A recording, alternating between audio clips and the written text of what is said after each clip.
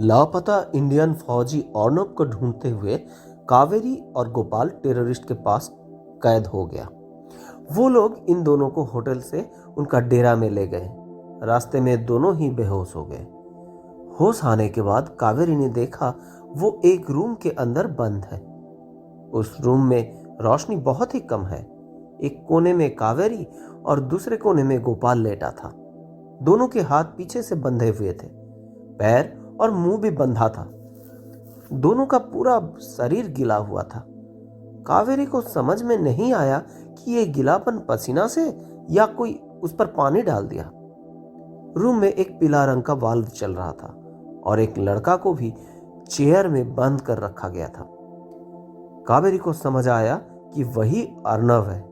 उसके मम्मी के पास उसका फोटो देखा था वो। लेकिन ये आदमी और उन फोटो का चेहरा, ये दोनों में बहुत ही फर्क था। इसका बाल रूखा सूखा, पूरा शरीर में काला काला दाग, होंठ में खून का निशान। 3 दिन खाया नहीं, इसलिए वो बहुत ही कमजोर हो गया था। अचानक दरवाजा खोलकर कोई आया। कावेरी दोनों आंखें बंद कर लिया। उसका पूरा बाल मुंह के ऊपर आ गया था, इसलिए उन लोगों को उनका मुंह अच्छी तरह से दिखाई नहीं दिया। फिर भी एक उनकी तरफ आया और पैरों से उसको धक्का मारा। कावेरी कोई आवाज नहीं निकाला। गोपाल को भी धक्का लगाया, उसका भी कोई आवाज नहीं आया। एक बंदा बहुत ही गुस्से से बोला, तुम लोग ये दोनों को पैकेट के अंदर में क्यों डाला था? अगर मर जाएगा तो? अरे मर जाएगा तो रेल लाइन में फेंक देना, ऊपर से ट्रेन चला जाएगा, बस हो जाएगा, बात खत्म। मेरे पास पक्का खबर है कि मास्टर प्लान इसके पास ही था।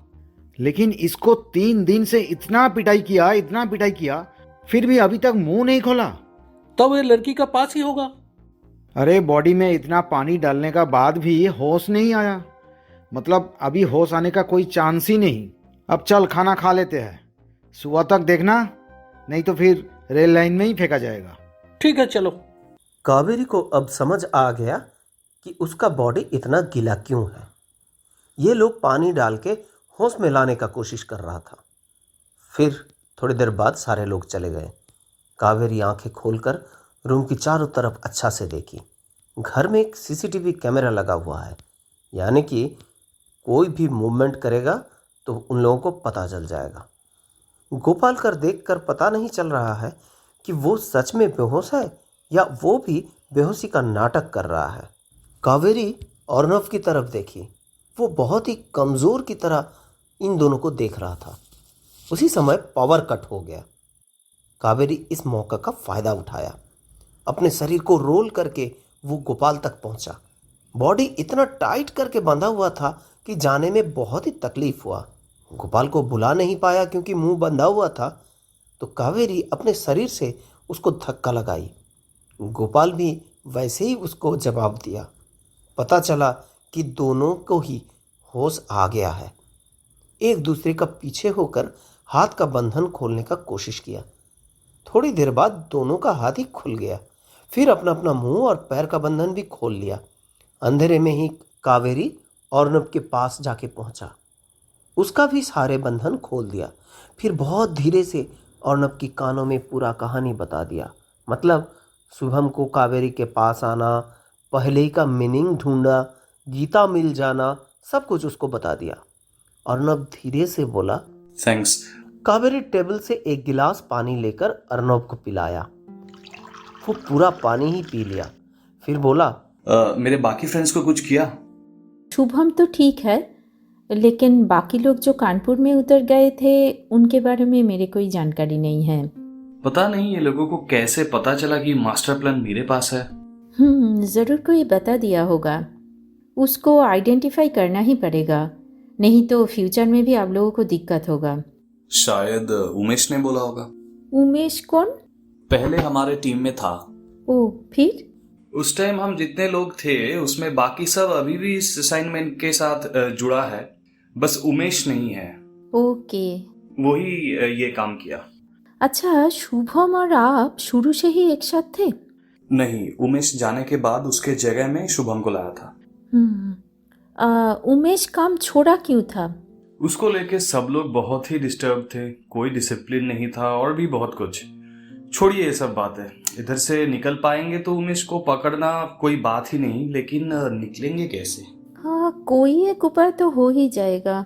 आप लोग वो भगवत गीता को कहाँ रखे हैं? ये लोग बोल रहे थे कि वो आप लोगों के पास नहीं है, होटल में बहुत ढूंढा। हम दोनों उसको सोफे के नीचे बंद के रख दिया। सच में यू आर ग्रेट। अरे नहीं नहीं, आप भी कम की इस बात में। वो पहली वाली कविता आप कब लिखे थे?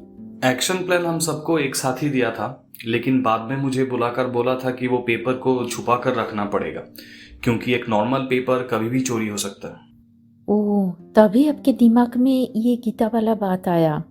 हाँ, सबको पता है कि मैं थोड़ा स्पिरिचुअल हूँ, मेरे पास गीता रहना बहुत ही नेचुरल है।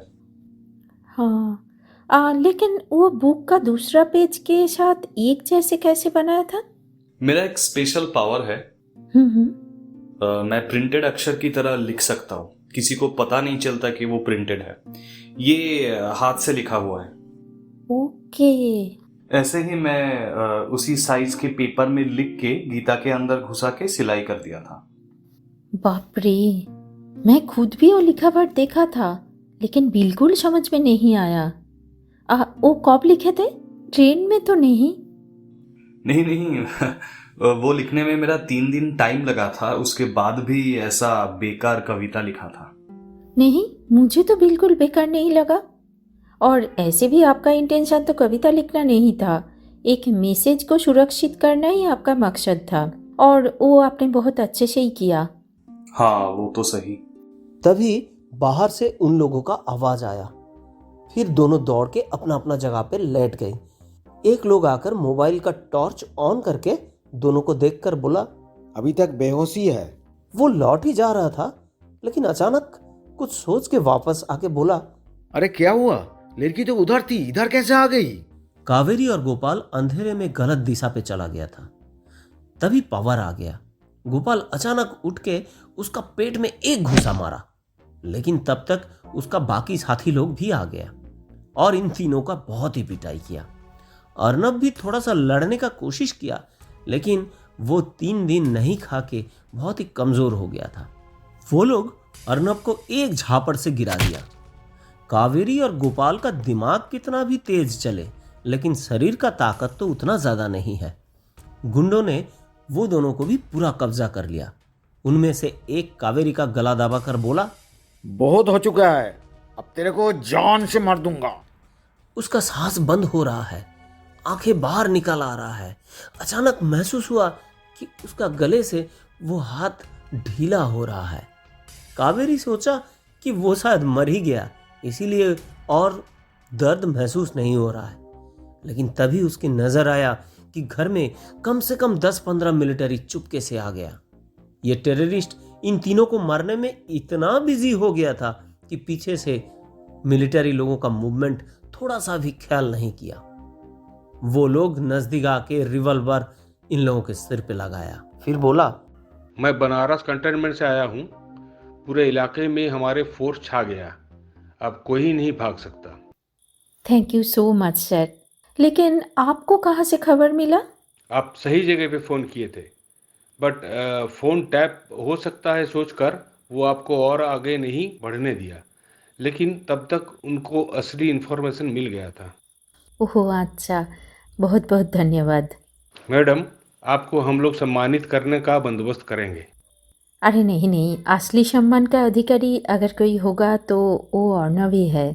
इतना कुछ होने का बाद भी वो गीता को ऐसे संभल के रखा था, और इतना मार खाने का बाद भी मुंह नहीं खोला।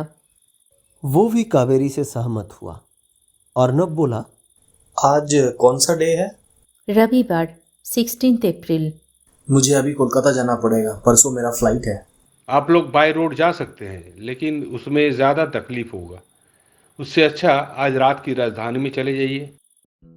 वो लोग होटल में जाकर गीता को ले लिया। होटल का मैनेजर और बाकी लोगों को अरेस्ट कर लिया। फिर तीनों स्टेशन चले गए। एसी फर्स्ट क्लास में टिकट का बंदोबस्त भी हो गया।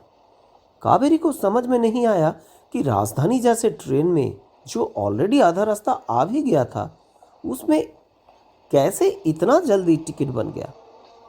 स्टेशन में बैठकर अर्णब से बात हो रहा था। पहले भी इधर आया था, तब ये जगह कितना अच्छा लगा था, लेकिन अभी इतना खराब एक्सपीरियंस हुआ। ओ, कब आए थे? मेरा कजिन सिस्टर इधर रहती है, जीजा जी आर्मी में थे। ओ अच्छा, इसलिए आए थे। हाँ, लेकिन एक वॉर में बॉम्ब ब्लास्ट होके उनका बॉडी का नीचे वाला हिस्सा पूरा पैरालाइज्ड हो गया। अभी बहुत सारे बीमारियां हैं, उनका मेडिकल एक्सपेंडिचर भी बहुत ज़्यादा है। ओहो, तो पैसा कहाँ से आता? कुछ जॉब करती है? नहीं, पैसे के लिए बहुत फाइट करती है, उनका केक का बिजनेस है। केक का बिजनेस? उनका नाम क्या है? दीप्ति शर्मा। पहले चैटर्जी थी, जीजा जी को शादी करके शर्मा होगी। कावेरी कुछ बोलना चाहती थी, लेकिन तभी ट्रेन आ गई। ट्रेन में इन लोगों का स्पेशल प्रोटेक्शन का बंदोबस्त हुआ था। बार्थ में लेटकर कावेरी सोच रही थी, हम लोग 26 जनवरी 15 अगस्त में फ्लैग होस्ट करके खुद को देशभक्त सोचते हैं, और इधर एक नौजवान फौजी ने युद्ध में अपना शरीर का निचला हिस्सा पूरा खो दिया।